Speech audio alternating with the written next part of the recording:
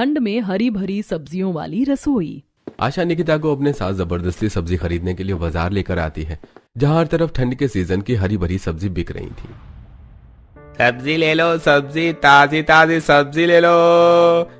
भरोजी, लौकी, घिया, तोरी, टिंडे, मेथी, पालक। आ जाओ बहन जी, सीजन की सारी सब्जियां मेरे ठेले पर मिलेंगी। सब्जी वाला। सब्जी वाले के पास हरी भरी सब्जी बिकते देखकर निकिता कहती है, अब इतना भी क्या सोच रही हूँ मम्मी, चलकर उन अंकल की रेहड़ी पर से सारी सब्जियां इकट्ठे खरीद लो।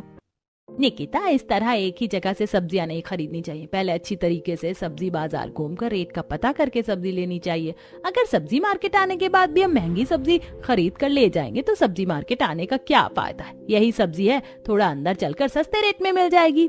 ओफो मम्मी, तुम तो अठन्नी चवन्नी बचाने के चक्कर में चक्कर कटवा रही हो अब मेरे। चलो। निकिता बड़बड़ाते हुए आशा के साथ सब्जी मार्केट के अंदर आती है, जहां हर सब्जी वाले जमीन पर सब्जी बेच रहे थे। अरे भरो जी, 30 रुपए किलो में हर माल। ये माल के मंदे, हरी सब्जी 30 रुपए किलो, 30 रुपए किलो। भरो जी, रस्ते का माल सस्ते में, ये 10 के दो, हंस के लो। ताजी बढ़िया फ्रेश गोभी, हंस के लो 10 के दो। उन सब्जी वालों को इस तरीके से सब्जी बेचते देखकर निकिता आगे बढ़ते हुए आंखें जमा जमा कर देखने लगती है। इसीलिए मुझे सब्जी खरीदने आना बिल्कुल पसंद नहीं है। ये सब्जी वाले बाजार को मच्छी मार्केट बनाकर रखते हैं। अरे तो अगर वो सब्जी लगाने के लिए आवाज नहीं लगाएंगे तो सब्जी कैसे बेचेंगे। और मैं तुझे यहाँ सब्जी खरीदना सिखाने के लिए लेकर आई हूँ। थोड़े दिन बच गए तेरी शादी को। अभी से साग सब्जी खरीदना सीखेगी नहीं तो शादी के बाद रसोई कैसे संभालेगी। Mummy, for your kind information, मेरी शादी शहर में लगी है और वैसे भी आजकल टेक्नोलॉजी का जमाना है। अब तो घर बैठे ही ऑनलाइन ऑर्डर करने पर खाना सब्जी जो चीज मंगाना चाहो आ जाती है। बेटा, माना कि तेरे ससुराल वालों का रहन सहन शहर का है, लेकिन तुझे हर चीज ठीक से आना चाहिए। अब चल मेरे साथ सब्जी छटवा, साफ सुथरी सब्जियां रखना। निकिता आशा की देखा देखी एक एक सब्जी को टोकरी में रखती है। कुछ देर में सब्जी लेकर दोनों घर चली जाती हैं। निकिता, ले तो फटाफट से आलू शिमला मिर्च काट दे, तब तक मैं सारी सब्जियों को सब्जीदानी में सेट कर देती हूँ, नहीं तो मुरझा जाएंगी। मम्मी, आप मुझे भले कोई और दूसरा काम दे दो, लेकिन ये हरी भरी सब्जी मुझको काटने के लिए मत कहो। मुझे ये सबसे बड़ी झंझट लगती है। अच्छे तरीके से धोकर काटो, छीलो, बनाओ। एक सब्जी को प्लेट तक बनाकर पहुंचाने में कितना लंबा चौड़ा प्रोसेस लगता है। इससे अच्छा तो 10 रुपए का हरा धनिया हरी मिर्च लाकर मिक्सर में फटाफट चटनी पीसकर खा लो। निकिता को इतना आलस करते देखकर आशा माथा पीट लेती है। हे भगवान, एक सब्जी काटने में इस लड़की को पता नहीं क्यों इतनी मौत आती है। अभी तो ठंड भी शुरू नहीं हुई और तूने आलस दिखाना शुरू कर दिया। मम्मी, किसने कहा आपको कि ठंड नहीं आई? पता है, सुबह शरीर पर पानी डालने में ठंड सी लगती है। लाओ, मैं ये सब्जियां सेट कर देती हूँ, आप सब्जी काट लो। तू रहने दे, इतना कष्ट करने के लिए भी कोई जरूरत नहीं है। मैं सब्जी भी सेट कर लूंगी और सब्जी काट कर बना भी लूंगी। चलो अच्छा है। वैसे भी थोड़े दिनों बाद जब मैं शादी करके ससुराल जाऊंगी तो वहाँ पर तो मुझे खाना बनाकर सबको खिलाना ही है। कम से कम मायके में तो जितने दिन हूँ उतने दिन आप मुझे बनाकर खिला दो। इतना बोलकर निकिता अपने कमरे में आकर फोन में सब्जी वाले फूड ब्लॉग्स देखने लगती है। अब इसी तरह कुछ दिन गुजर जाते हैं। असल में निकिता को सब्जी खाना बहुत ही ज्यादा पसंद था, लेकिन जहाँ सब्जी बनाने की बात आती तो वो काफी आलस करती थी। खास करके ठंड के मौसम में उसका आलस और बढ़ जाता है। पर क्या होगा जब शादी के बाद उसे ससुराल की हरी भरी रसोई मिलेगी? क्या निकिता एडजस्ट कर पाएगी या फिर कहीं ससुराल की हरी भरी सब्जी वाली रसोई को चेंज करके रख देगी? तो चलिए देखते हैं। इसी तरह कुछ दिन गुजर जाते हैं। शादी करके निकिता ससुराल में आती है। दादी, बुआ, मम्मी, ये आंटी कौन है? रोहन के पूछने पर स्वागत करवाने के लिए हाथों में फूल लेके खड़ी कनिका कहती है, रोहन बेटा, ये तुम्हारी चाची हैं। तो क्या बुआ अब से भी हमारी फैमिली मेंबर है? बिल्कुल रोहन, और अब से ये हम सब के साथ हमारे घर में रहेंगी। दादी, मैं पहले ही बोल रहा हूँ, मैं अपनी सब्जी नई चाची से शेयर करके नहीं खाऊंगा। मैं अपनी सब्जी अकेला खाऊंगा। रोहन की सब्जी वाली बात सुनकर शादी के जोड़े में ससुराल के चौखट पर खड़ी निकिता को अजीब तो लगता है, लेकिन वो इग्नोर करते हुए कहती है, कोई बात नहीं, तुम मुझे अपनी सब्जी में से थोड़ी सी खाने को दे देना, बिकॉज शेयरिंग इज केयरिंग। वैसे मेरे पास आप दोनों के लिए कुछ है। इतना कहते हुए निकिता पर्स में से चॉकलेट निकाल कर दोनों को देती है। अरे वाह, कैडबरी डेयरी मिल्क। चाची चाची, अब तो आप मेरी पूरी की पूरी सब्जी खा लेना। दोनों चॉकलेट लेकर कमरे में चले जाते हैं। अरे रेवती, ये आटी की थाली लेकर अचार डालने के लिए खड़ी है क्या? पोता बहू कितनी देर की चौखट पर खड़ी है। गृह प्रवेश क्या कल सुबह तक करवाएगी? जी नहीं माँ जी, बस करवा रही हूँ। बस इस आलते की थाली का छाप दरवाजे के बाहर लगा दो। जी जी मम्मी जी। आज कुछ ज्यादा ही ठंडी हवा चल रही है, हाथ पैर आइसक्रीम जितने ठंडे हो रहे हैं। हल्की ठंड की शुरू में ही निकिता को चौखट पर खड़े खड़े सेहरन सी चढ़ने लगती है। वो आलते से हाथ डुबोकर दीवार पर बाहर लगाती है और गृह प्रवेश करती है। कुछ देर के बाद I am getting very tired, मुझे तो तगड़ी वाली नींद आ रही है। मैं तो चली कमरे में। गुड नाइट सबको। चलो अब सब कोई आराम कर लो जाकर। थैंक गॉड, अब फाइनली बेडरूम में जाने की परमिशन तो मिली। तब नितिन को कमरे में लेकर आता है। वैसे ये दुल्हन का लुक तुम पर काफी जच रहा है। तुमने HD ब्राइडल मेकअप करवाया था क्या? जी नहीं, बस मैं डाइट में ग्रीन वेजिटेबल ज्यादा खाना पसंद करती हूँ। उससे स्किन भी ग्लोइंग रहती है और हेल्थ के लिए भी काफी अच्छा होता है। फिर तो तुम हमारी फैमिली से डिट्टो मैच करती हो। क्योंकि यहाँ पर भी सभी को हरी भरी सब्जियां खाना पसंद है, स्पेशली सर्दियों का सीजन में। हरी हरी सब्जियों वाली रसोई की बात सुनकर निकिता के फेस पर शॉकिंग रिएक्शन आ जाता है। फिर तो अच्छी बात है, सब लोग हरी सब्जियां ज्यादा खाते हैं। दोनों एक दूसरे के साथ कुछ देर वक्त बिताते हैं और निकिता बातें करते करते सो जाती है। सुबह अलार्म बजने की आवाज से निकिता जाग जाती है। अच्छा हुआ जो मैंने रात को ही अलार्म सेट कर दिया था। ओह, ये बेडरूम बर्फ जितना ठंडा ठंडा कूल कूल कैसे हो रखा है। एसी तो चल भी नहीं रहा। तभी निकिता बाहर देखती है, जहां उतनी सुबह को हल्का कोहरा सा छा रखा था, जिसके साथ ठंडी ठंडी हवा चल रही थी। निकिता उठकर खिड़की बंद कर देती है। अक्टूबर के लास्ट में ठंड का ये हाल है, कितना फॉग हो रखा है। इस बार तो नवंबर दिसंबर जनवरी में कड़ाके की ठंड गिरेगी। देवरानी जी उठ जाइए। रचना भाभी मैं उठ गई हूँ। चलिए ठीक है, जल्दी से नहा कर रसोई में आ जाइए। जी बस 10 मिनट में आती हूँ। अभी तो 6 बजे इतनी सुबह सुबह रसोई में बुलाने चली आई। फटाफट से शार ले लेती हूँ, वरना आलस करेगी तो नहाती रह जाएगी निकिता। थोड़ी देर में रेडी होकर निकिता रसोई में आती है, जहां ससुराल की सारी लेडीज इकट्ठा थी। गुड मॉर्निंग छोटी भाभी, कैसा लग रहा है सुबह के 6 बजे उठकर? वैसे आज तो आपकी पहली रसोई है, मैं तो आपसे भर भर कर अपनी मनपसंद का खाना बनवाऊंगी। जी बिल्कुल चारू दीदी, आपको जो जो खाना है आप मुझे बता दीजिए, मैं बना दूंगी। भाभी मुझे खाना है सूखी आलू गोभी, आलू की कतली, साथ में सब्जी, पुलाव, गोभी, बीन्स, हरी मटर, गाजर अच्छे तरीके से डालकर भून कर बनाना, और साथ में बथुए का रायता भी। हाँ चारू दीदी, आपने थोड़ी ज्यादा ही लंबी चौड़ी लिस्ट बता दी। कहीं कुछ छूट रहा हो तो बता दो। फिलहाल के लिए इतना डिश काफी है, वरना सारी वैरायटी का टेस्ट मिक्स हो जाएगा तो खाने में स्वाद नहीं आएगा। आप में से भी किसी को कुछ खाने की फरमाइश हो तो बता दीजिए। भाभी वैसे तो मैं डेली डाइटिंग करती हूँ, लेकिन क्योंकि आज आपकी पहली रसोई है इसीलिए मैं इस मौके को हाथ से जाने नहीं दे सकती। तो आप मेरे लिए पत्ता गोभी, खीरा, टमाटर और प्याज लगाकर बढ़िया सा सब्जी वाला सैंडविच बना देना। कनिका के दिए सब्जी वाले सैंडविच बनाने की फरमाइश पर निकिता की शक्ल बन जाती है। भगवान, इतना हरा भरा सब्जियों वाला सैंडविच कौन खाता है? मुझे तो बस आलू वाले सैंडविच पसंद है, बट सबका अपना अपना टेस्ट है। निकिता देखती है कि रसोई में एक भी सब्जी नहीं है। माँ जी, जेठानी जी, मुझे खाना बनाने के लिए सब्जियां लगेंगी, पर रसोई में एक भी सब्जी नहीं दिख रही है। सब्जी कहाँ रखी है? बहू, हमारे परिवार में से किसी को बासी सब्जी का स्वाद पसंद नहीं आता, इसीलिए हम बासी सब्जी बनाते खाते नहीं है। इसीलिए हर टाइम के लिए ताजी हरी भरी सब्जी लाकर बनाती हूँ। कोई नहीं जेठानी जी, आप मेरे साथ सब्जी मंडी तक चल लीजिए ताकि हम वहां से ताजी फ्रेश सब्जी खरीद कर ले आते हैं। देवरानी जी, बाजार की सब्जियों का तो और भी ज्यादा बुरा हाल है। कई कई दिनों की बासी सब्जियां ही बिकती हैं। इसमें 1 पैसे का स्वाद नहीं आता और रेट भी इतना महंगा लगाते हैं। जेठानी जी, सब्जी महंगी होने से हम क्या सब्जी खाना थोड़ी छोड़ देंगे? निकिता, मेरे कहने का मतलब ये नहीं था, लेकिन हमारी रसोई में बनाने के लिए डायरेक्ट खेत की ताजी हरी सब्जियां टूट कर आती हैं और वही बनती हैं। बोल तो ऐसे रही है जैसे खुद की सब्जियों की खेती कर रखी हो। अरे आसमान से थोड़ी ना रसोइयों में सब्जी टपक जाएगी।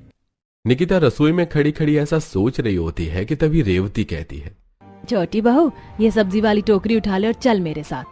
कुछ ही देर में निकिता सास जेठानी और नंद के साथ सब्जी वाले खेत में पहुंच जाती है, जहां आधे हिस्से में ठंड के सीजन की सब्जी उग रखी थी, जिसमें सब्जी लगना शुरू हो चुका था।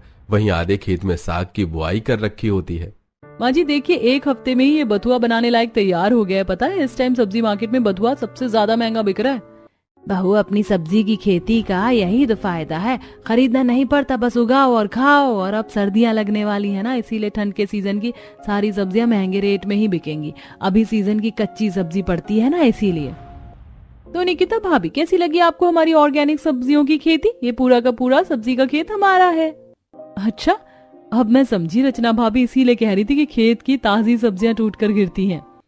बहू, जितना बनाने की जरूरत हो उतनी ही सब्जियां तोड़ना, वरना रसोई में रखी मुरझा जाएंगी। अभी मौसम में हल्की हल्की गर्माहट है तो सब्जी ले जाएंगे तो गल जाएगी। रेवती के कहने पर निकिता एक टाइम की बनाने लायक लिमिट से ही सब्जी तोड़ती है, जिसमें पत्ता गोभी, शिमला मिर्च, आलू, बीन्स, गाजर सब था। पूरी टोकरी हरी भरी सब्जियों से भरकर अब सब घर आते हैं, जहां निकिता हरी सब्जियों से खाना बनाना चालू करती है। हे भगवान, ये सारी रसोई हरी भरी सब्जियों से कितनी ज्यादा भरी भरी सी लग रही है। ऊपर से इन सब्जियों पर इतनी ज्यादा मिट्टी चढ़ी हुई है कि इन्हें धोकर साफ सुथरा करने में ही शामत आ जाएगी। अब निकिता टब में पानी भरकर उन सब्जियों को धोने लगती है। भैंस की आंख, इन हरी भरी सब्जियों पर कितनी ज्यादा मिट्टी चढ़ी हुई है। 10 बार पानी धो लिया, लेकिन अभी भी पानी में रेत मिट्टी निकल रही है। लगता है अब इस सब्जी को डिटर्जेंट से रगड़ रगड़ कर धोना पड़ेगा। गुस्सा चढ़ाकर निकिता तोरई को मलमल कर धोने लगती है, जिससे तोरई टूट जाती है।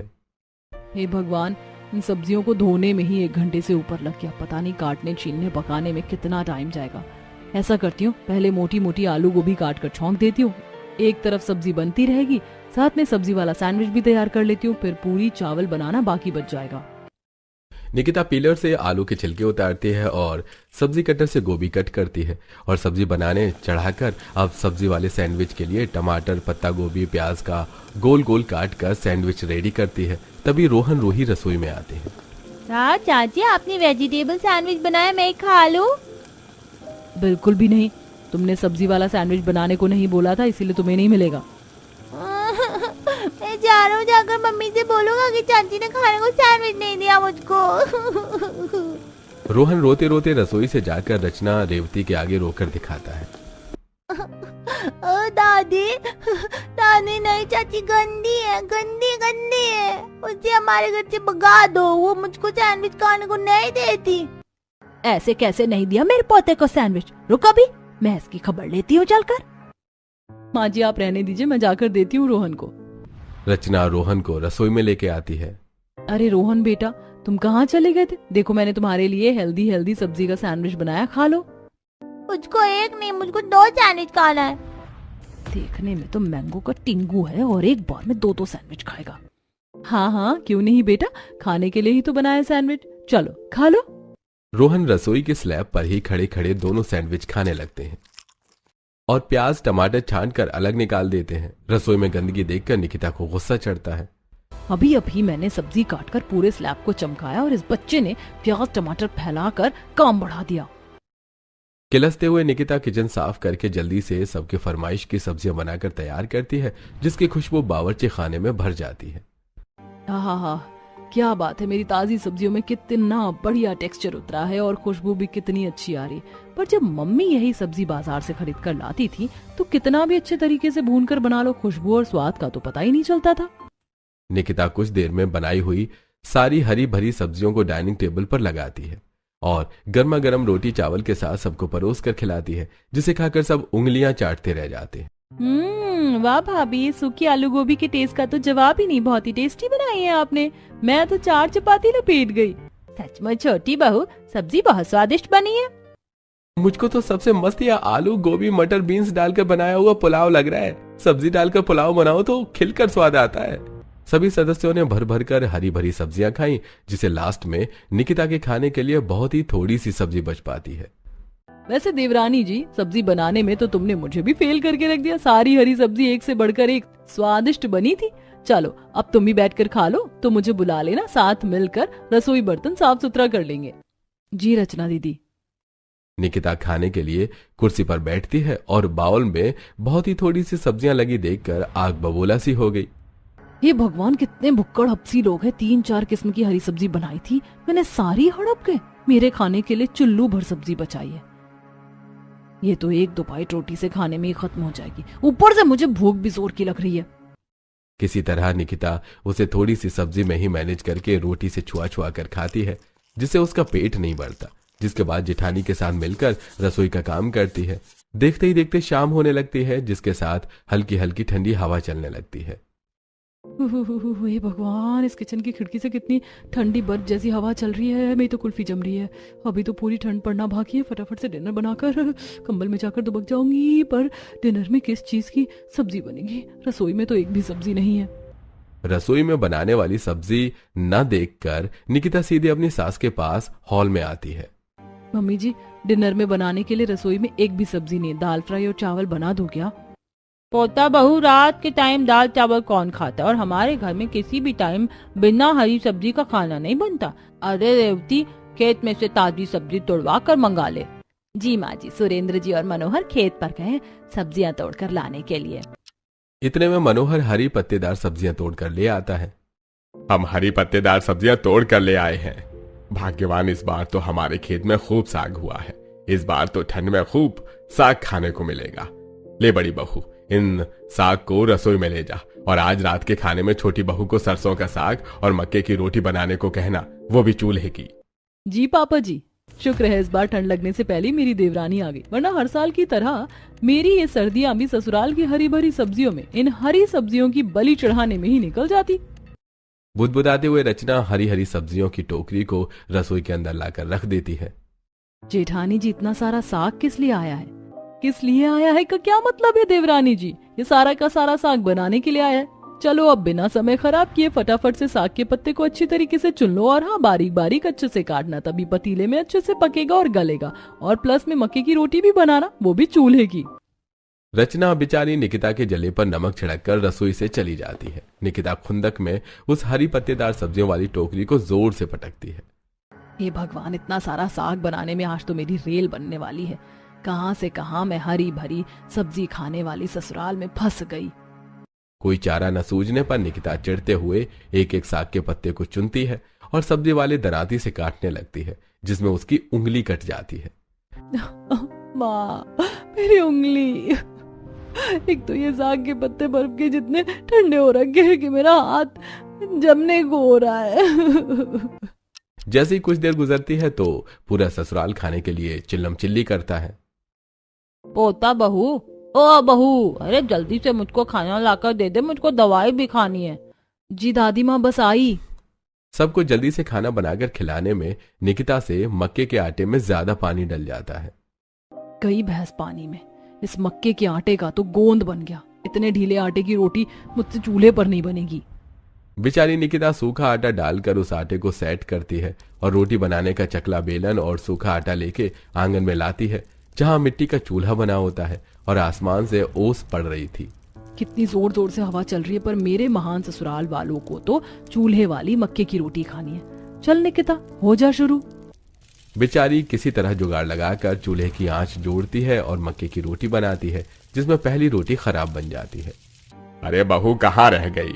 आज की डेट में मक्के की रोटी सरसों का साग खिला देगी कि? लाई लाई पापा जी। बेचारी भागकर गर्मा गर्म मक्के की रोटी खाने की मेज पर देकर आती है और सबको खाना खिलाने के बाद रसोई में फैले साग का कूड़ा उठाती है। हे भगवान, एक पन्नी भरकर तो ये एक बार की सब्जी का कूड़ा निकल गया। बेचारी थकी हालत में रात के 12 बजे तक पूरी रसोई समेट कर सोने के लिए जाती है। इसी तरह 2-4 हफ्ते गुजर जाते हैं और अब कड़ाके वाली ठंड गिरने लगती है, जिसके साथ ठंड के सीजन की हरी भरी सब्जियां बाजार में आने लगती हैं। साथ ही गली के सब्जी वाले भी बेचने के लिए आने लगते हैं। सब्जी ले लो, ताजी ताजी सब्जी ले लो, हरी पत्तेदार सब्जी ले लो, मेथी, सोया, बथुआ, मटर, मशरूम खा लो जी। ठंड के सीजन की कच्ची ताजी सब्जी ले लो।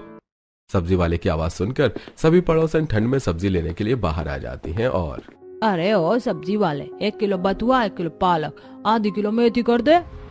जी तो हल देता हूँ भैया, 50 रुपए में एकदम फ्रेश साग है। अरे तो दाम की चिंता मत कर, खरीद ले। अरे भैया, मुझको 2-4 पैकेट मशरूम के और आधा किलो चौलिया कर देना।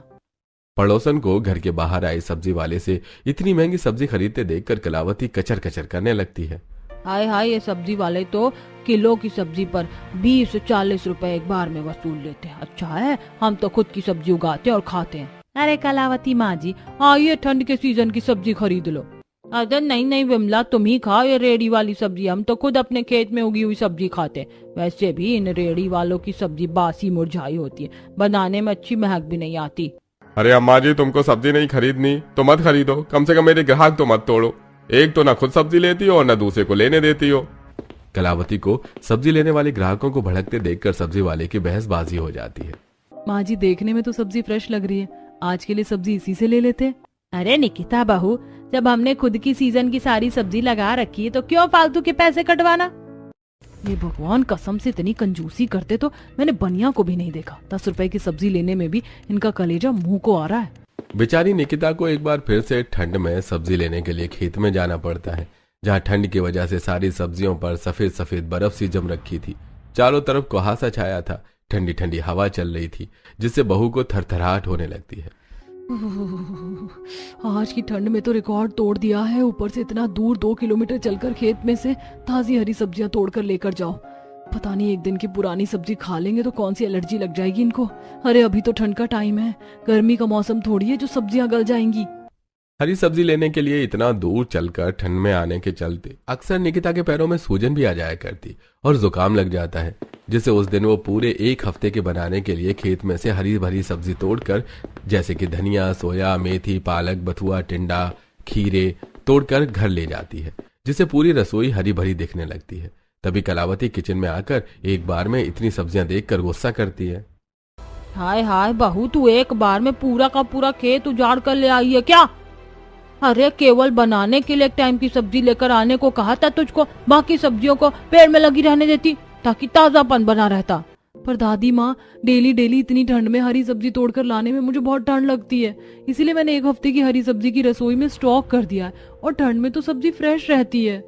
किसी तरह अपनी मक्खनबाजी वाली बातों से निकिता कलावती को कन्विंस कर लेती है और अब 1 हफ्ते तक रसोई में से ही लेकर हरी सब्जियां बनाती है। 1 हफ्ते बाद सुबह सुबह, ओह नो शिट, आज तो रसोई में एक भी ग्रीन वेजिटेबल्स नहीं है, और इतनी ठंड में मैं खेत से सब्जी तोड़ने बिल्कुल नहीं जाने वाली। अब निकिता अपना फोन उठाकर ब्लैंकेट से सब्जियां देखने लगती है। अरे जब घर बैठे बैठे ऑनलाइन इतनी फ्रेश हरी ताजी सब्जियां मिल रही हैं तो क्या जरूरत है खेत जाने की। फटाफट से ऑर्डर करके मंगवा लेती हूँ, इससे खेत जाने से बच भी जाऊंगी और नाश्ता भी रेडी हो जाएगा। कुछ देर में निकिता कुछ हरी सब्जियां मंगवा लेती है और नाश्ता बनाती है। मम्मी जी, पापा जी, आप लोग और पराठे लेंगे? नहीं नहीं बहू, मैंने खा लिया। आज की सब्जी का स्वाद बासी बासी सा लग रहा है। ये सुनकर निकिता का चेहरा पीला पड़ जाता है। निकिता, आज तो तू गई काम से, कहीं मम्मी जी को शक तो नहीं हो गया कि मैंने सब्जियां ऑनलाइन मंगवाई हैं। तभी कनिका चारू दोनों आंखें जमा जमा कर निकिता को देखने लगती हैं। भाभी, कहीं आपको ठंड में खेत ना जाना पड़े इसलिए आपने पैकेज वाली सब्जी मंगाकर तो नहीं बनाया? काम की ना काज के दुश्मन अनाज की, बिना बोले तो इसका खाना हजम नहीं होता। नहीं नहीं कनिका दीदी, मैं तो सुबह 5 बजे खेत से हरी सब्जी तोड़कर लेकर आई हूँ। वो शायद से खेत में सियार घुस गया था तो उसने कुछ सब्जियों को तोड़कर नीचे गिरा दिया था, तो बस मैं उन्हीं सब्जियों को उठाकर ले आई हूँ। पापा जी ने कितने प्यार से सब्जियों की खेती की है, तो वेस्ट क्यों करना। बटरिंग करना तो कोई भाभी से सीखे, मुझे तो दाल में कुछ काला लग रहा है। मुझे तो पूरी दाल ही काली लग रही है। दोनों नंद बार बार निकिता की तरफ देख देख कर फुसफुसाते हुए खाना खाती हैं। इस तरह कुछ समय गुजर जाता है। निकिता जल्दी सुबह ऑनलाइन सब्जियां ऑर्डर करके घर पर भी मंगवा लेते। हो गई सब्जियां ऑर्डर, सब्जी आने में आधा घंटा तो लगेगा, तब तक जाकर एक झपकी मार लेती हूँ। निकिता अपने कमरे में जाकर वापस से सो जाती है। तभी ब्लिंकिट वाला डोर बेल बजाता है, जिससे नितिन खोलता है। ये इतनी सुबह सुबह ठंड में कौन आ गया? जी कहिए कौन? अरे जी, आपके घर से किसी निकिता जी के नाम से सब्जी ऑर्डर की गई है, ये लीजिए। नितिन पैसे देकर सब्जी ले लेता है। इतने में कमरे में से निकिता बाहर आ जाती है। डर के मारे उसकी हवाइयां उड़ जाती हैं। निकिता, तुम इतने दिनों से पूरे परिवार को पैकेट वाली ये सब्जियां खिला रही थी, तभी मैं कहूँ इतने दिनों से सब्जी में स्वाद क्यों नहीं आ रहा है। बेचारी निकिता की आंखें नम हो जाती हैं। नितिन जी, मैं क्या करती, आपके घर में सभी को ताजी सब्जियां खाने की आदत है, एक टाइम बनाने की सब्जी भी एक्स्ट्रा नहीं रहती। इतनी ठंड में उतना दूर से खेत से हरी भरी सब्जी तोड़कर लाना और रसोई को हरी भरी बना कर रखने में मेहनत लगती है। मैं घर के काम काज करूं, फिर रसोई संभालूं, सबके लिए बनाऊं भी और सबको खिलाऊं भी, इसके बाद खेत से सब्जी भी तोड़ कर लाऊं। इतना सब कुछ अकेले मैं कैसे करूं? निकिता को इतना सब कुछ अकेले मैनेज करने में आ रही परेशानी को देखकर अब नितिन उसको समझता है और उसे दिन वो खेत में से इकट्ठी बहुत सारी हरी सब्जी लाकर रसोई भर देता है। इतनी सब्जियां 10 दिन के हिसाब से काफी रहेंगी, अब तुम आराम से बनाना। Thank you Nitin ji. निकिता जैसे ही हरी भरी रसोई में से गोभी की सब्जी बनाने के लिए निकालती है तो उसमें हरी सब्जी वाला मोटा सा कीड़ा चिपका होता है, जिसे देखकर उसकी सांस हलक में रह जाती है। कीड़ा कीड़ा, मम्मी जी, जेठानी जी, जल्दी आइए। अरे अरे, क्या हो गया देवरानी जी, क्यों रसोई को मच्छी बाजार बनाकर रखा है? जेठानी जी वो देखिए गोभी पर कितना मोटा सा कीड़ा चिपका हुआ है। ये क्या देवरानी जी, तुम एक कीड़े से डर गई? हरी सब्जियों में कीड़े तो आते ही हैं, रुको मैं उसे उठाकर फेंक देती हूँ। रचना उस कीड़े को पत्ते से उठाकर डस्टबिन में फेंक देती है। चलो तुम फटाफट से सब्जी काट लो। बेचारी निकिता डरते डरते उस गोभी को देख देख कर काटती है और ठंड में खाना तैयार करके सबको खिलाती है। आज वाली आलू गोभी तो गजब की बनी है, काफी स्वादिष्ट है। ठंड के सीजन की गोभी अच्छे से बनती है सुरेंद्र, और हरी सब्जी खानी चाहिए। जहाँ ससुराल वाले चाव लेकर आलू गोभी खाते हैं, लेकिन कीड़े निकलने के बाद निकिता खाना नहीं खाती है। मेरा तो ये गोभी की सब्जी देखकर ही जी खराब सा हो रहा है, मुझसे नहीं खाया जाएगा। इतने दिनों से हरी भरी सब्जियां खाकर मेरा मन पक गया है। मुझे तो मलाई चाप, ग्रेवी चिकन खाने की क्रेविंग हो रही है। निकिता को खाना खाते न देखकर नितिन आता है। क्या बात है निकिता, तुमने अभी तक अपने खाने की प्लेट नहीं लगाई? तबीयत ठीक नहीं है क्या? नहीं, मैं ठीक हूँ नितिन जी, पर मुझे ये आलू गोभी की फीकी सब्जी खाने का दिल नहीं कर रहा। मुझे हरी भरी सब्जियां ज्यादा अच्छी नहीं लगती। कोई नहीं, तुम्हें जो खाना है मुझे बता दो, मैं मंगवा देता हूँ। अपने मनपसंद की ग्रेवी चिकन खाने की फरमाइश करती है। नितिन कुछ देर में ग्रेवी चिकन मंगवा देता है, जिससे वो कमरे में ले जाकर खाती है। अरे वाह, ये ग्रेवी चिकन खाने में कितना बढ़िया लग रहा है। ठंड के मौसम में गरम गरम ग्रेवी चिकन खाने का मजा अलग है। आज कितने दिनों के बाद घास फूस छोड़कर कुछ चटपटा खाने को मिला है। निकिता देखते ही देखते सारा ग्रेवी चिकन चट कर जाती है। इसी तरह से कुछ दिन गुजर जाते हैं। वहीं रसोई के बाहर और रसोई के अंदर लगे गमले में लगी सब्जियों के गार्डनिंग के पौधे बड़े बड़े हो जाते हैं, जिसे पत्ते और सब्जी की बेल खिड़की में चढ़ जाते हैं, जिसमें बहुत ही ताजा ताजा फ्रेश मटर, मिर्ची, फली, पालक उगा हुआ देखकर जहां ससुराल वाले खुश होते हैं तो निकिता परेशान होती है। हे भगवान, बस इस ससुराल की रसोई में हरी भरी हुई सब्जियों की खेती देखना ही बाकी रह गया था। हरी सब्जियों वाली रसोई तो सिर दर्द बन गया है मेरे लिए। इतने में रेवती टोकरी में बहुत सारा मटर लेके रसोई में आती है। बहू देख, रसोई की खेती से भी कितने बढ़िया दाने वाले मटर निकले हैं। आज तो सबके लिए मटर के पराठे बना दे। मटर के पराठे बनाने की फरमाइश सुनकर निकिता गुस्से में मना कर देती है। मम्मी जी, आज मुझसे खाना नहीं बनने वाला क्योंकि मुझे जुकाम लगा हुआ है। जेठानी जी को कह दीजिए आज की रसोई वो संभाल ले। यह सुनते ही रचना कामचोरी दिखाते हुए कहती है, अरे मैं कैसे खाना बना सकती हूँ? मैं रोटी बना दूंगी, तुम सब्जी खुद बना लेना। सूखा सूखा काम तो खुद ने चुन लिया और ठंड में पानी वाला काम मेरे ऊपर डाल दिया। ये जेठानी भी एक नंबर की चालू चीज है। बेचारी निकिता जुकाम में ठंडा बर्फ जितने पानी में सब्जी धोकर काट कर बनाती है, जिससे उसके दोनों के दोनों हाथ लाल पड़ जाते हैं और उसकी तबीयत भी इतनी ज्यादा खराब हो जाती है कि वो चक्कर खाकर बेहोश हो जाती है। डॉक्टर को बुलाया जाता है। डॉक्टर चेकअप करते हुए, लगता है ये पानी वाला काम को ज्यादा ही करती हैं, इसलिए इनको निमोनिया हो गया है। आप लोग इनका खास ख्याल रखिए और पानी से जितना ज्यादा दूर हो सके दूर रखिए और सूप वगैरह बनाकर दीजिएगा। डॉक्टर निकिता को दवाइयां देकर चला जाता है। इतने के बाद भी ससुराल वाले खाने के लिए बड़बड़ाते हैं। निकिता भाभी ने तो जानबूझकर अपनी तबीयत खराब कर लिया ताकि उन्हें खाना न बनाना पड़े। देख लो, आजकल की बहू को तो बिल्कुल छुई मुई है। जरा सा ठंडे पानी में काम करके बिस्तर पकड़ लेती है और हम अपने टाइम में तरह तरह की सब्जी तरकारी बोकर घर संभाल कर सब चीज कर लेते थे और इनको तो पका कर खिलाने में ही भारी लगता है। इतने के बाद भी पूरे परिवार वालों को शिकायत करते देखकर अब नितिन काफी ज्यादा गुस्सा करता है। अरे बस कीजिए आप लोगों में जरा सी भी इंसानियत नाम की चीज नहीं है।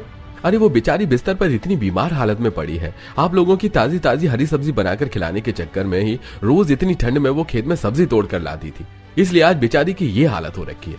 आप में से कोई भी एक सब्जी खाकर नहीं रह सकता, सबको अलग अलग हरी सब्जी चाहिए। नितिन की बात सुनकर सभी को खेत से टूट कर आई सब्जी खाने की आदत पर अफसोस होता है, जिसके बाद अब सभी निकिता पर सारा काम न छोड़कर उसकी मदद करवाते हैं। घर के मर्द खेत से सब्जी लेकर आते हैं तो वहीं घर की औरतें निकिता के साथ सब्जी साफ करवाती हैं और कोई सब्जी काटती है तो कोई उसके साथ खाना भी बनवाती है। जिससे ठंड में ससुराल की हरी भरी रसोई संभालने में निकिता को काफी आसानी हो जाती है। ठंड में चटपटे समोसे वाली। अरे जल्दी चल बेटा, और कितना समय लगेगा? वैसे भी ठंड हो रही है, जल्दी चलो। घर के अंदर से पायल आवाज लगाती है, आ रही हूँ पापा, बस 2 मिनट और। अंदर से पायल आधे कच्चे पके हुए समोसे की टोकरी लेकर आती है और उसे ठेले पर रखती है। चलो सारी तैयारी तो हो गई, लेकिन आज तो बहुत ठंड लग रही है पापा, मेरा तो आज बाहर जाने का बिल्कुल भी मन नहीं कर रहा। अरे बेटा, अगर ऐसे ही है तो कोई बात नहीं, आज घर पर रहकर आराम कर ले। अरे वैसे भी तू इतना सारा काम करती है, आज का बाकी काम मैं खत्म कर लूंगा। नहीं, मैं आपको अकेले काम करने कैसे दे सकती हूँ। कोई बात नहीं, भले ही ठंड है लेकिन घर पर मेरा मन नहीं लगेगा, और चलकर जाएंगे तो शरीर में वैसे ही गर्मी आ जाएगी। दोनों मिलकर अपने समोसे का ठेला लेकर जाते हैं और हर रोज की तरह अपना ठेला लगाकर समोसा बेचना शुरू करते हैं। बहुत ज्यादा ठंड हो रही थी, लेकिन फिर भी दोनों ठंड में समोसे बेच रहे थे। समोसे ले लो, समोसे बढ़िया बढ़िया ताजा ताजा समोसे, एक बार खाओगे बार बार आओगे, चटपटे समोसे। उन्होंने ठेला लगाया था कि थोड़ी देर बाद उनके समोसे बिकना शुरू हो गए थे।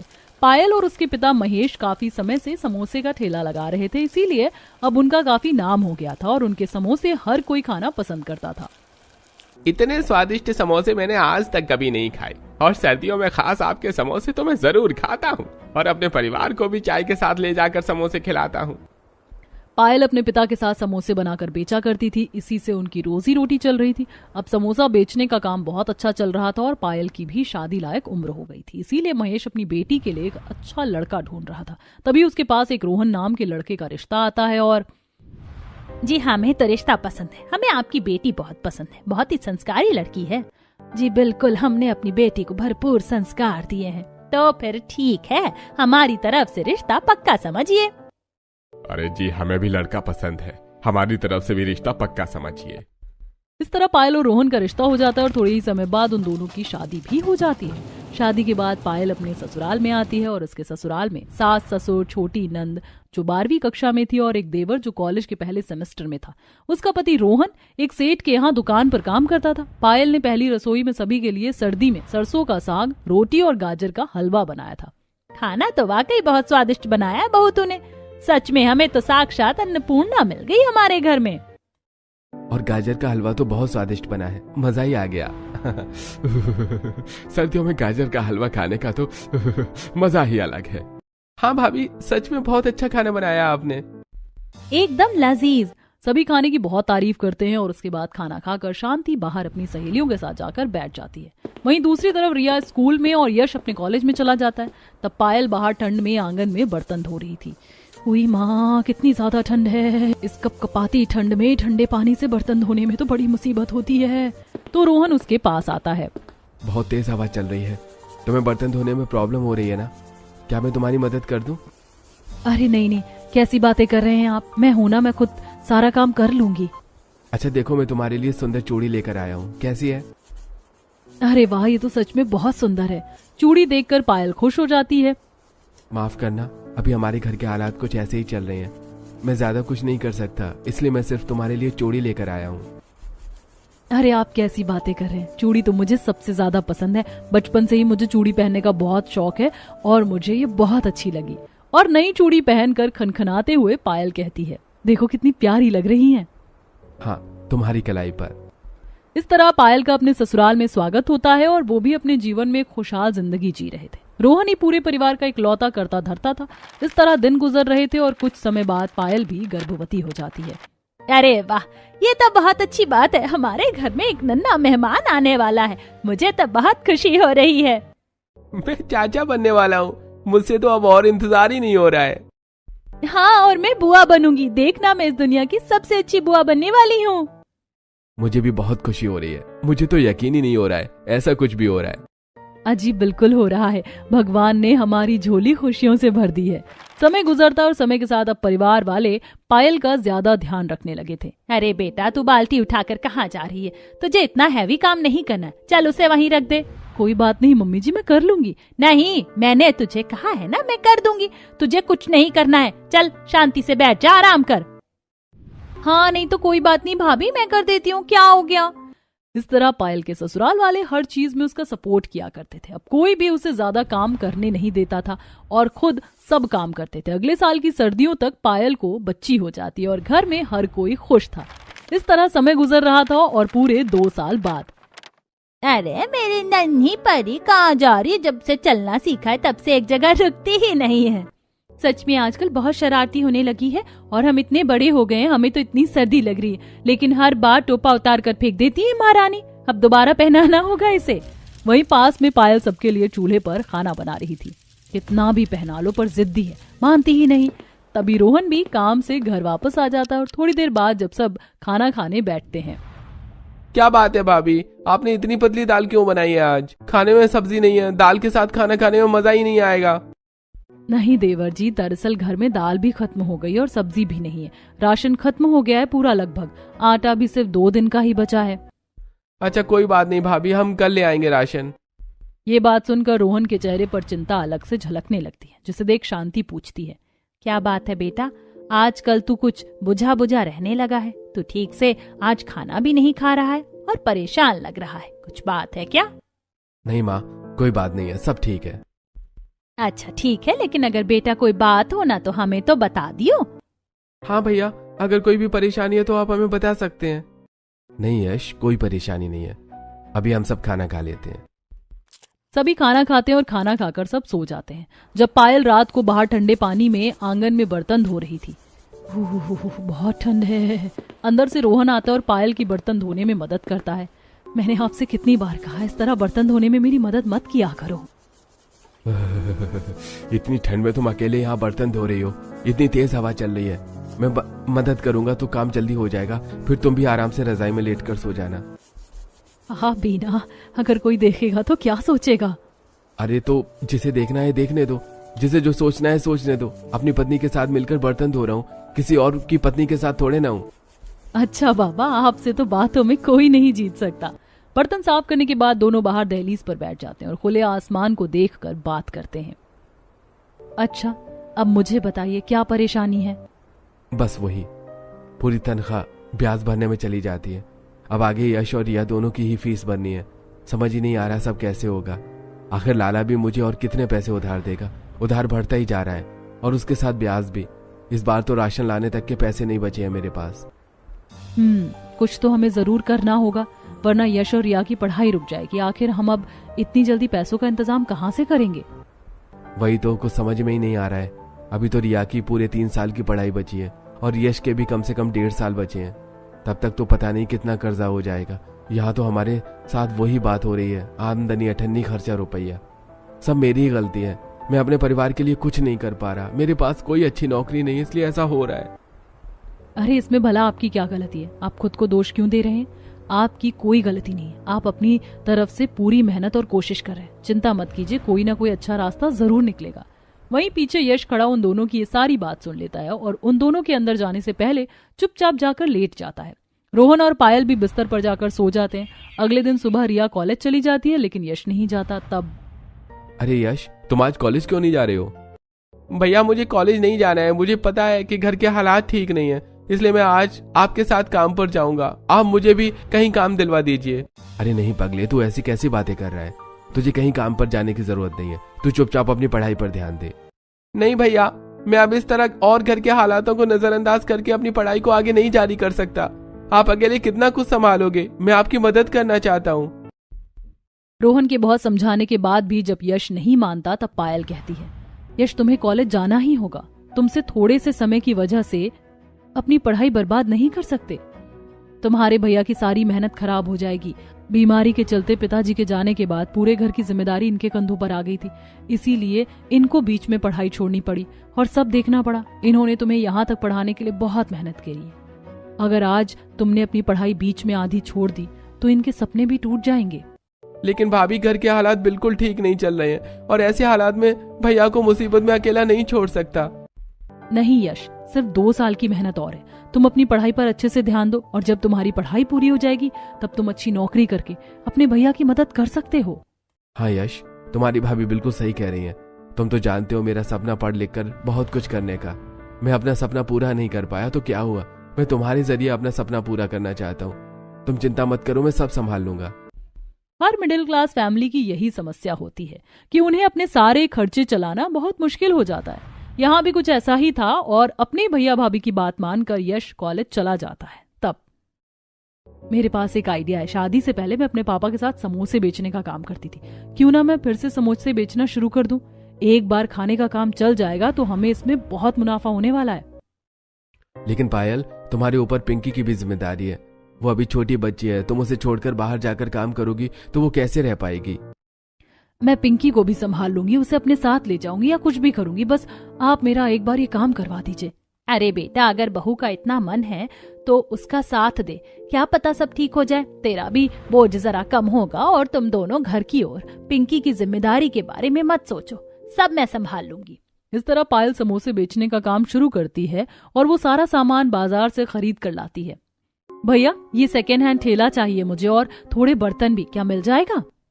अरे मैडम जी, चिंता मत करो, आप बस सामान का नाम लो, मेरे पास सब है। इस तरह एक ठेला और सारे जरूरत के बड़े बर्तन खरीद कर पायल घर वापस आ जाती है और उस दिन वो सबसे पहले आलू उबाल कर आलू का मिक्सर तैयार करती है, जिसमें वो बहुत सारे मसाले डालती है और वहीं दूसरी तरफ आटा गूंथ कर उनको बेलना शुरू करती है और उसके बाद उसमें फिलिंग भरती है और इस तरह समोसे तैयार हो जाते हैं। इसमें शांति भी उसकी मदद कर रही थी। मानना पड़ेगा बहू, तेरी स्पीड तो बहुत अच्छी है। जितनी देर में मैं एक समोसा तैयार कर रही थी, इतनी देर में तू 4-5 समोसे बना रही थी। बस माँ जी, शादी से पहले हमने यही काम बहुत किया था, इसीलिए मुझे एक्सपीरियंस है। देखना ये काम बहुत अच्छा चलेगा। समोसा तैयार हो गया है, बस अब चटनी भी बनानी है। पायल धनिये की चटपटी खट्टी हरी चटनी बनाती है और साथ में टमाटर की मस्त लाल चटनी बनाती है। अब अगले दिन सुबह 4 बजे उठकर वो बाकी तैयारी करते हैं और सुबह ठंड में। ध्यान से जाना। आप चिंता मत कीजिए, आप अपने काम पर जाइए, मैं सब संभाल लूंगी। और बहू, घर की या पिंकी की चिंता मत करना, मैं सब संभाल लूंगी। अब पायल सुबह ठंड में अपना ठेला लेकर निकल पड़ती है और वहीं थोड़ी दूर जाकर बाजार में अपना ठेला लगाना शुरू करती है। समोसे ले लो, समोसे, बढ़िया बढ़िया ताजा ताजा समोसे। सुबह से दोपहर हो जाती है लेकिन पायल के पास कोई ग्राहक नहीं आ रहा था। तभी वहाँ आसपास ठेले वाले उसके पास आ जाते हैं। अरे भाई, तेरी इतनी हिम्मत कैसे हुई यहाँ पर ठेला लगाने की? चल निकल यहाँ से, हम यहाँ पर अपना ठेला लगाते हैं। अरे हाँ, तुझे अपनी कोई जगह नहीं ढूंढनी होगी, यहाँ पर हमारा एक दोस्त ठेला लगाता है, आज वो आया नहीं है, इसलिए चल फूट यहाँ से। वह लोग पायल को फटकार कर वहां से भगा देते हैं और उसके बाद में अपना ठेला लगाने के लिए एक अच्छे से जगह वो ढूंढ रही थी। आखिरकार उसे एक खाली जगह मिल जाती है और वहां पर वो ठेला लगाती है। समोसे ले लो, समोसे, बढ़िया बढ़िया चटपटे समोसे। शाम हो जाती है लेकिन पायल के पास 2-4 ग्राहक आते हैं। अरे भाई, मानना पड़ेगा, आपने तो बहुत ही स्वादिष्ट चटपटे समोसे बनाए हैं। आपकी चटनी भी बहुत अच्छी और मसालेदार है, सब चटपटा है, खाकर मजा आ गया। आप मेरे लिए 5 समोसे पैक कर दीजिए। जी बिल्कुल। पायल समोसे पैक करके देती है और उसके बाद वह शाम को काम खत्म करके घर वापस लौटती है। कैसा रहा तुम्हारा आज का दिन? पायल जानबूझकर सुबह की घटना नहीं बताती, क्योंकि अगर बताया कि सुबह ऐसे लोगों ने फटकारा तो कल से काम पर नहीं जाने देंगे। हाँ बहू, बता कैसा था आज का दिन? सब ठीक था ना? जी मम्मी जी, सब बहुत अच्छा था। मम्मी, कहाँ थी तुम आज? कहीं नहीं बेटा, मैं बस कुछ काम से बाहर गई थी। तुमने सबको परेशान तो नहीं किया ना? नहीं मम्मी, मैं दादी बुआ और चाचू के साथ बहुत खेली। फिर तो बहुत अच्छी बात है। अब इस तरह पायल अपने परिवार के लिए मेहनत करना शुरू करती है और हर रोज ठंड में सुबह सुबह समोसे बेचने जाती है। सभी ग्राहकों को पायल के समोसे बड़े अच्छे लग रहे थे, क्योंकि वह चटपटे मसालेदार समोसे बनाकर बेच रही थी। शुरुआत में तो उसके पास कम ग्राहक आते थे, लेकिन जैसे जैसे सबको उसके चटपटे स्वाद के बारे में पता चला तो उसके पास ग्राहकों का आना बढ़ गया था। मानना पड़ेगा यार, तुम्हारे हाथ के चटपटे समोसे खाने के बाद तो हमें और कुछ अच्छा नहीं लगता। अब तो मन करता बस तुम्हारे हाथ के ही चटपटे समोसे खाएं, गर्मा गर्म चाय के साथ। बिल्कुल सही कहा, जब से तुम ठंड में चटपटे समोसे के साथ चाय भी बनाने लगी हो तब से तो और ज्यादा मजा आने लगा है। हाँ यार, मजा ही आता है ठंड में तुम्हारे हाथ की कड़ाकेदार चाय और चटपटे समोसे खाने के बाद। इस तरह हर कोई अब पायल की तारीफ कर रहा था और हर जगह पायल के चर्चे हो रहे थे। पूरा 1 महीना बीत जाता है और इस महीने पायल को अच्छा खासा मुनाफा होता है। देखो तो हमने कितना सारा मुनाफा कमाया है। मुझे यकीन है जल्दी ही मेरा काम और अच्छा चलने लगेगा। सच में भाभी, आपने तो कमाल कर दिया। 1 ही महीने में इतना प्रॉफिट हो रहा है, जल्दी आपका काम और अच्छा चलने लगेगा। हाँ भाभी, मैं कॉलेज में अपनी सहेलियों को आपके हाथ के समोसे खिलाती हूँ, उनको भी बहुत अच्छे लगते हैं। कहती हैं कि आपकी तरह चटपटे समोसे कोई नहीं बनाता। मैंने उन्हें बोला कभी कोई बड़ा ऑर्डर हो तो हमें जरूर बताएं। हाँ, ये बहुत अच्छा आइडिया है। हम इस तरह भाभी की मदद कर सकते हैं। अगर हमें जगह जगह से ऑर्डर मिलेंगे तो और फेमस हो जाएंगे। इस तरह यश और रिया जहां भी मदद कर सकते हैं वही अपनी भाभी के समोसे की एडवर्टाइजमेंट करते थे। सभी कुछ ठीक चल रहा था, लेकिन एक बड़ी प्रॉब्लम थी। पायल के ठेले के सामने एक छोटा सा रेस्टोरेंट था जिसे पायल की उमड़ती ग्राहकों की भीड़ बिल्कुल भी पसंद नहीं आ रही थी। एक दिन वह पायल के पास आता है। ए लड़की, अपना ठेला यहाँ लगाना बंद कर दे, वरना अच्छा नहीं होगा। पायल पवन की हरकतों से अच्छे से वाकिफ थी। वह हर रोज आकर उसे धमकाता था, लेकिन पायल हिम्मतदार थी, वह उससे डरने वाली नहीं थी। क्यों हटा दूं? तुम्हें क्या लगता है तुम हर रोज इस तरह मुझे आकर परेशान करोगे और मैं तुम्हारे आगे घुटने टेक दूंगी? बिल्कुल भी नहीं। अच्छा, ऐसी बात है तो कोई बात नहीं, देखते हैं क्या होता है। पवन अंदर जाता है और अपने एक पहलवान को पायल के ठेले के पास भेजता है। वह पहलवान जाकर पायल के सारे समोसे नीचे गिरा देता है। अरे माफ करना, गलती से हो गया। देखो, तुम दोनों का रोज का हो रहा है। हर रोज तुम मेरा बहुत नुकसान करते हो। मैं इस तरह चुप बैठने वाली नहीं हूँ। मैं तुम्हें आखिरी मौका दे रही हूँ, या तो मान जाओ वरना अच्छा नहीं होगा। हर रोज पायल को इन सब मुसीबतों से डील करना पड़ता था, लेकिन वो ये बात पहले घर पर नहीं बता रही थी ताकि सबको चिंता ना हो। वहीं दूसरी तरफ रेस्टोरेंट का मालिक अपने रेस्टोरेंट में बैठकर किसी से फोन पर बात कर रहा था। यार, इस लड़की ने तो मेरे नाक में दम किया हुआ है। ये यहाँ से जाने का नाम ही नहीं लेती है। इसे इतनी बार धमकाया और पब्लिक में हम इसे कुछ ज्यादा भी नहीं कह सकते हैं। यहाँ तक कि इसके समोसे गिराकर इसका नुकसान भी किया है, पर ये मानने को ही तैयार नहीं है। जब से यहाँ पर आई है और सस्ते में चटपटे समोसे बेच रही है, तब से मेरे रेस्टोरेंट में लोगों ने आना बंद कर दिया है। अरे कोई बात नहीं, इसका मामला तो जल्दी रफा दफा करना होगा हमें। अरे वही तो, ऐसे तो काम नहीं चलेगा, क्योंकि गर्मी में तो फिर भी एसी के लालच में लोग रेस्टोरेंट में आ जाते हैं, लेकिन ठंड में अब कोई नहीं आ रहा है। अगले दिन सुबह पायल हर रोज की तरह समोसे बेचने जा रही थी और उसने अपना ठेला लगाया था, लेकिन जब उसके पास बहुत से ग्राहक आते हैं तब एक ग्राहक की चटनी में मरा हुआ कॉकरोच मिलता है, जिसके बाद वो जोर से चीखता है। आओ आओ आओ, देखो देखो दोस्तों, इसके खाने में कॉकरोच निकला है। पता नहीं कैसे गंदे तरीके से खाना बनाती है। सोचो, अगर मैं इसको खा लेता तो पता नहीं क्या होता। मेरी तो तबीयत खराब हो जाती, और अगर गलती से यहाँ पर कोई जहरीला कीड़ा होता तो मेरी तो जान ही चली जाती। ये सब देखकर सभी ग्राहक आपस में खुसुर फुसुर करने लगते हैं। हमें तुमसे बिल्कुल भी ऐसी उम्मीद नहीं थी। तुमने हमारे साथ बिल्कुल भी अच्छा नहीं किया। तुम ठीक से खाना नहीं बनाती हो। आज के बाद हम तुम्हारे पास से कुछ भी नहीं खरीदेंगे। सच में तुम्हारे हाथ के बने समोसे हम पता नहीं कितने समय से खा रहे हैं और अपने छोटे बच्चों को भी खिलाते हैं। हमें लगा था तुम अच्छे से और साफ सफाई से बनाती हो, लेकिन असली सच्चाई तो आज पता चली है। नहीं, ऐसा बिल्कुल भी नहीं है। जैसा आप देख रहे हैं वो सब गलत है। मैंने ऐसा कुछ नहीं किया है। अच्छा, तो तुम कहना चाह रही हो कि मैं झूठ बोल रहा हूँ? देखो, आप सभी के सामने की बात है और फिर अपनी गलती नहीं मान रही है ये। हाँ हाँ बिल्कुल, एक तो तुमने सरेआम गलती की है, और जब तुम्हारा सरेआम सच पकड़ा गया तो तुम अपनी गलती मानने से इनकार कर रही हो। तुम बहुत बुरी हो। भीड़ भरी ग्राहकों का गुस्सा बढ़ रहा था और ये सब देखकर रवि और वो रेस्टोरेंट का मालिक शीशे में से खड़ा होकर मुस्कुरा रहा था। अरे अब आएगा ना असली मजा। अब लोग इसको मार मार कर यहाँ से भगा देंगे। वहीं दूसरी तरफ, इसका ठेला बंद करना होना चाहिए। इसकी वजह से तो हमारी जान जा सकती है और हमारी तबीयत भी बहुत बुरी तरह से खराब हो सकती है। तभी वहां पर पायल की सहेली फोन लेकर नेहा आती है। अरे अरे, आप सब रुक जाइए, इतनी भी जल्दी क्या है? बल्कि मेरे पास तो पक्का सबूत है कि ये सब किसने किया है।